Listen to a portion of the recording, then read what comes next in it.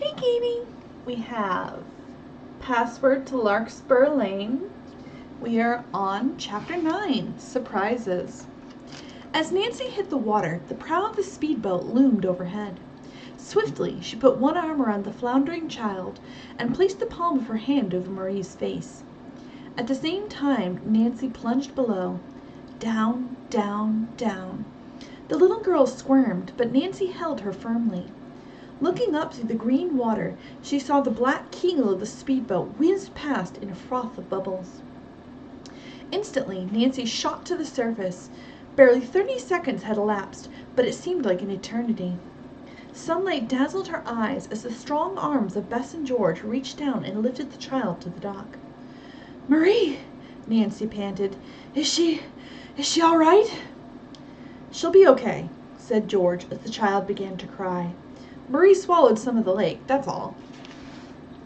By this time, the two women had rushed over. "Mommy!" cried Marie.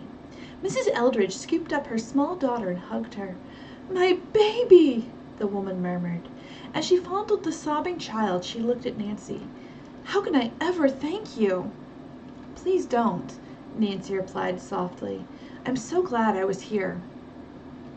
"I want to do something for you," said the grateful woman. "I live in the white cottage at the north end of the lake." Nancy smiled. "Perhaps you can, Mrs. Eldridge. I would like to ask you something." Anything," the woman said warmly. "Come, sit down." She led the girls to the beach chairs and settled down comfortably with Marie on her lap. The little girl had stopped crying and cuddled up drowsily. The girls introduced themselves, and Nancy said, "Tell me, are you from St. Louis?"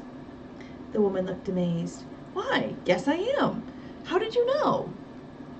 "I've heard that an Eldridge family settled in Missouri many years ago," said Nancy. "They were originally from New York." "That could have been my husband's people," the woman said, looking puzzled. "What's the matter?" she added quickly, for there was a strange half-smile on Nancy's face. "I just can't believe it," Nancy said. "This must be my lucky day." "What do you mean?" Mrs. Eldridge asked. "A short time ago," Nancy began, "under rather unusual circumstances, I came into possession of an old-fashioned gold bracelet with a coat of arms on it, which I traced. It belongs to the Eldridges." "A gold bracelet!" the woman exclaimed, her cheeks flushing. "Was there an inscription on it?" "To my darling Mary, from Joe," Nancy replied. The woman grew pale. "Where is the bracelet now?" "Safe in my home in River Heights," Nancy replied reassuringly. "It must belong to my husband's Aunt Mary!" Mrs. Eldridge exclaimed. "How did you get it?" As Nancy told the story, the woman listened intently, then said, "I must call my husband at once." She explained that he was in Richmond, Virginia, searching for his aunt. "She has been missing since early spring. Our aunt is a very wealthy woman, rather eccentric at times. Several months ago she disappeared from her home, leaving a letter. It said she was on the verge of a nervous breakdown and was going to a sanatorium for a long rest. Aunt Mary asked us not to try finding her." "I'm sure she's being held not far from here," Nancy said. "I, too, am trying to find her." "And Nancy will," George declared. She and Bess told Mrs. Eldridge of their friend's success as an amateur detective. "Miss Drew has already done me one great service," Mrs. Eldridge said with a smile. She shifted the drowsy child to her shoulder and rose. "I can never thank you enough," she said as she started to leave. Suddenly, Mrs. Eldridge stopped and looked back. "I forgot to tell you. Aunt Mary has a necklace which matches the bracelet. She wore the set almost constantly from the moment Uncle Joe gave it to her 60 years ago." "I'm glad you told me," said Nancy. "It may be a helpful clue." As Mrs. Eldridge walked away, Nancy said to her friends, "This has been a day of surprises." George grinned. "You haven't seen anything yet." She pointed out to the lake. "Take a look at that." A long canoe with 3 young men was heading toward shore. A shrill whistle split the air and one of them waved. "Ned!" exclaimed Nancy. "And Bert and Dave," Bess added. "That was our secret." "The boys called us last night," said George, "and when we told them we were coming here, they decided to paddle over today. Ned wanted to surprise you, Nancy." He certainly did, and it's a grand surprise, she said with a broad smile. The canoe grated ashore, and the 3 athletic-looking boys jumped out. All wore dark blue Bermuda shorts with white shirts bearing the name, Camp Hiawatha. "Here we are," husky blonde Bert Eddleton exclaimed with a grin. "The world's greatest camp counselors." He was George's special friend. Dave Evans was a rangy boy with fair hair and green eyes. Ned Nickerson, who was tall and handsome, grinned. "Now with us at the lake, you girls can have some excitement." George and Bess burst into laughter, and even Nancy had to chuckle. "Nancy's way ahead of you today," said George. "She certainly is," Ned remarked. "Tell us more. More mystery?" "2 of them," said George, "and a rescue." Walking up the hill to the Cornings' house, Nancy told the boys all that had happened, passing lightly over the speedboat episode. Ned gave a low whistle. "You're on 2 dangerous cases, I'm afraid, Nancy." "And don't forget you can count on us," Bert added as they entered the utility room. Through an open door straight ahead they saw Mrs. Corning in the kitchen. She was happy to meet the boys and at once invited the 3 couples to the yacht club dance across the lake the next night.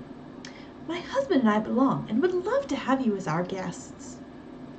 "I'm sure we can get time off from our camp duties," said Ned. "We'll accept. Thank you." Presently the boys said goodbye. "We have to get back to our young charges," Dave remarked. "See you tomorrow." The girls dressed quickly and helped their hostess prepare a dinner of steak, potatoes, green beans, and watermelon. Afterward, they insisted upon tidying the kitchen without her assistance. It was twilight by the time they finished. Nancy excused herself and slipped out the front door. Carrying a flashlight, she headed for the spot in the woods where she and Helen had seen the blue fire. After examining the singed leaves, Nancy concentrated on the ground beneath them. There were some bits of scorched brown wrapping paper. Picking them up, she wondered if they might help to explain the fire display. Nancy then hurried to her room and put the pieces away in an envelope. "Maybe Ned can analyze them," she said to herself. "I'll check with him tomorrow night." Though the group watched intently, the blue fire did not appear that evening. Before going to bed, Nancy told the Cornings that she was afraid Morgan might have been kidnapped. "Perhaps you ought to inform the police." Mr. Corning shook his head. "Morgan asked us not to," he said. "I'll give him another 36 hours." Next day there was still no sign of the missing houseman, and Nancy asked for permission to search his room. "Go right ahead," said Mrs. Corning. It was an attractive room with a large window overlooking the lake. Quickly and efficiently Nancy searched, but could find no clue to the man's whereabouts. She observed that the servant could leave the house by going through the utility room and out the side door without anyone seeing him. "Has he a key to the doors?" Nancy asked Mrs. Corning. "Oh, yes. He usually came and went by the side door, so he wouldn't bother us." "Did he have many friends?" Nancy inquired. "None that we know of. He was a quiet man and liked to stay by himself." Nancy looked thoughtful. "The friendship card Morgan received makes me feel that an old acquaintance is after him for some reason. There may be a clue to this person in his references. If you still have them, may I examine the letters?" Mrs. Corning was not sure where the letters were. "I'll look for them tomorrow." After lunch, Nancy, Bess, and George drove to the eastern outskirts of River Heights to search for the Larkspur house. They were riding along a shady country road. Nancy stopped in front of a small home where a woman was trimming the hedge. Under a nearby tree sat an old lady shelling peas. "Excuse me," said Nancy. "We're trying to find a large house in this area that has a lot of larkspurs or bluebells around it. Do you know of such a place?" "Can't say I do," the woman replied. "What'd she say?" the old woman asked loudly. "Nothing, Mother. Just some home they're looking for. She's deaf," the woman added to Nancy. "I heard that," the mother said tartly. "And I heard house and bluebells. They're looking for the bluebell house, and I know just where it is." Ooh, interesting.